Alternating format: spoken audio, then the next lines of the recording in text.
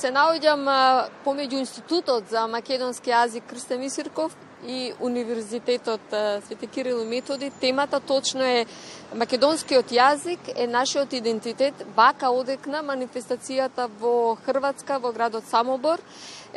Јас сум во друштво со две професорки кои што имаа предавање. Нема да должам многу. Со мене се професор доктор Елка Јачева Улчар од Институтот за македонски јазик Крстен Мисирков и професор доктор Весна Војсовска-Чепишевска, професорка на Филолошкиот факултет Блаже Коневски во Скопје. Навистина се вративте од Самобор со прекрасни, можам да кажам, и предавање, меѓутоа и впечатоци и дружење, како да кажеме, со нашинците од таму. Навистина имавте и средби, меѓутоа би сакала пред се за вашите предавања што се одржа во библиотеката, која беше преполна во Самобор. Па да, главниот повод, како што кажува и самиот наслов, е македонскиот јазик е нашиот идентитет.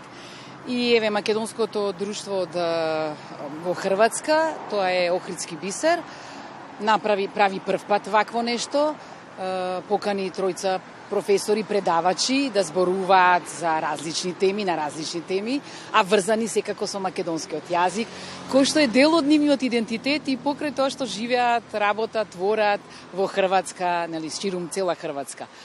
Така што, еве, поводот беше еден убав, бидејќи настано се случуваше во Самобор, а знаеме дека Самобор е една култна точка и не само за нас од Македонија, туку и за македонците во Хрватска, бидејќи таму пред 85 години Кочо Рацин успеа да ја објави, да ја отпечати збирката Бели мугри и потоа оттаму по разни канали да се пренесе преку Белград до Скопје, па потоа и до Велес и во Штипи низ цела Македонија. Така што тоа беше главниот повод, меѓутоа моето предавање се однесуваше токму на тоа, на тие 85 години, како од денешен аспект гледаме на тие изминати 85 години и се обидов да ги реконструирам сите настани, како сето тоа се одвивало, бидејќи самиот наслов на ова предавање беше силно светнал ден, значи ни светна силно денот, токму во таа 1939-та, кон крајот на ноември, кон крајот на 39-та, со објавувањето на оваа збирка, така што ја зборував за тие сите ситуации, односно сите тие моменти низ кои што поминал Рацин и отпечатувањето, но секако зборував и за релациите кои што Рацин ги остварил со хрватските тогашни интелектуалци, книжевни дејци, печатари, како што нели еве и во оваа прилика кога излегува неговата Бели мугри. Така што тоа беше, а кажавте, градската библиотека беше преполна и мислам дека еве истото ќе го каже и колешката Елка, ни беше и нас преполно срцето кога гледавме нели како ги слушаат нашите предавања. Тоа е еден мал сегмент, нели, еден момент кој што беше за нас многу битен, но секако и за нив. И за децата, за идните генерации. Навистина се осврнавме можеби на книжевниот дел, меѓутоа македонскиот јазик и правопис. Професорката Елка Јачева Улчар имавте предавање за претходниците историјатот на македонскиот правопис од одлуката за неговото донесување на 2.8.1944 до денес. Ова можеме да зборуваме не 24 часа, меѓутоа во неколку минутки едно главно сиже на она што се сврнавте на предавањето. Јас во моето предавање јас се усврнав на, како што кажува и самиот наслов, на тоа што му претходи на правописот и што следува по издавањето на првиот правопис. Јас ја земам 1944 година, односно првото заседание на АСНО, како една пресвртна точка од која што започнува и официјалниот развој и озаконување на македонскиот јазик, на македонската азбука и македонскиот правопис. Најпрво зборував за научното признавање на македонскиот јазик, кое што доаѓа 50 на години пред донесувањето на оваа одлука. a тоа е преку делото на Мазинг, кој што одбранил докторат во денешен Тарту, посветен на македонскиот јазик. И тоа го сметаме за некое прво меѓународно научно признавање на македонскиот јазик, а потоа исто така се осврнав покрај другото, се осврнав и на првото политичко признавање на македонскиот јазик, меѓународно, кое што доаѓа во 1925 година, практично со објавувањето на абецедарот во Атина, кој што е всушност еден учебник, едно учебно помагало за изучување на македонски јазик, напишан на еринско-костурски дијалект, со оглед на тоа што во тоа време се уште немаме кодифициран јазик и е напишан на латиница. Навистина би сакала уште неколку искуство таму, бидејќи во она што можевме ние како новинари и да прочитаме и да видиме и од вас што ни кажавте, имате и средби. Може барем неколку од тие печатоци од средбите, што натаму и колку македонскиот јазик се учи и буквално се слуша во Хрватска. Прво, може треба да споменеме, да речеме, најголемата виновничка. Тоа е младата Ивана Брезовец, кој што порано живееше, работеше во Скопје, во Македонија, студираше на филолошкиот факултет, сега живее и работи таму и е дел од македонското друштво Охридски бисер. Така што тоа беше нивна организација и во тој контекст, навистина, јас сум и секако и професорката Елка, дека сме задоволни дека македонското друштво, конкретно ова Охридски бисер, се организира малку и на повисоко ниво и со помош преку разни предавања, како што беше ова, бидејќи покрај овие две предавања имаше уште едно, а тоа беше предавањето на Иван Антоновски, а се однесуваше на песни од Ацо Шопов.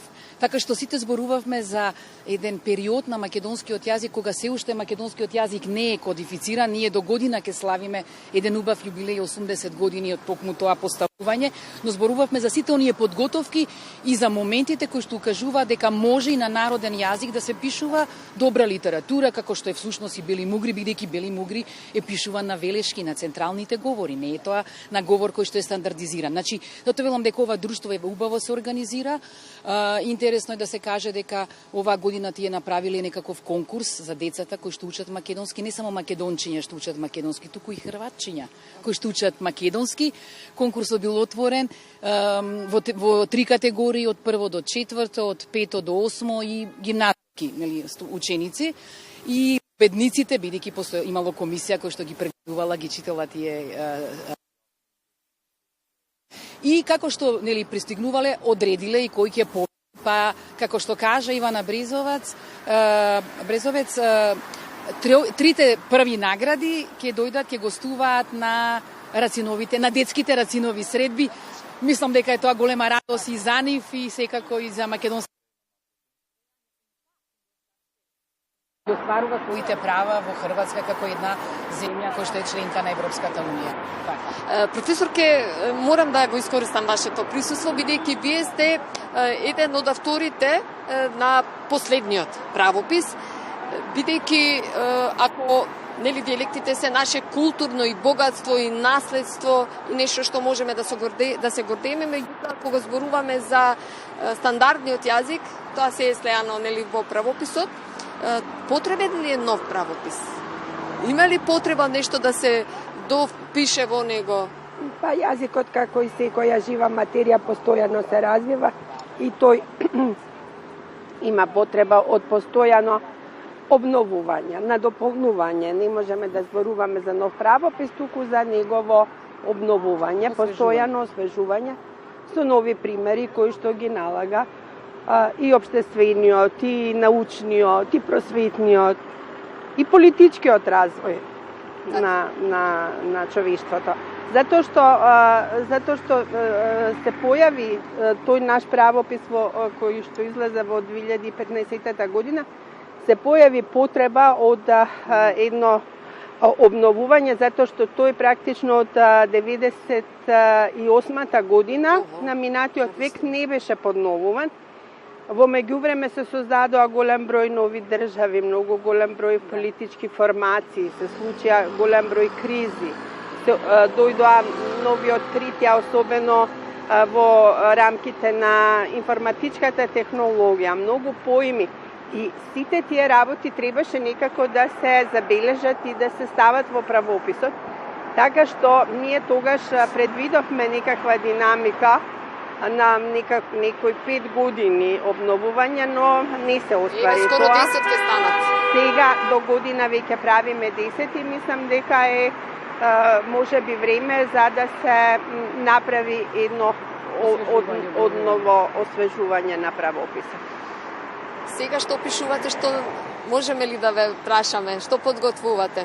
Сега во моментов работам на еден институтски проект за окружувам и се надевам дека до крајот, не само јас, уште 2 колишки, со колишката Миримо Мировска и колишката Висна Миовска, и очекувам до крајот на годинава нашиот труд да излезе, се однесува на топонимите од Воденско. Да, знаев дека тоа, затоа и го инициирав тоа прашање да го кажете. За тоа последни минути, навистина нешто што вие го отворите и го работите, треба ние новинарите да го презентираме заеднички со вас, бидејќи тоа е за целата македонска јавност.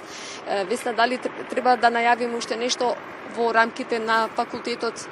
Па, да заокружиме нели со оваа тема, може требаше да ги споменеме и убавите и конструктивни и работни средби кои што ги остваривме со амбасадата на Македонија во Загреб и секако со културниот центар во Загреб, така што имавме навистина многу стручни, но и битни средби кои што ете на некој начин сите се тие врзани, 3 ланчи, мислам 3 алки во ланчето, амбасадата, културниот центар, македонските друштва кои што се таму, бидејќи ако не се заедно нема да имаме успешни и наши настапи, а секако и нивни.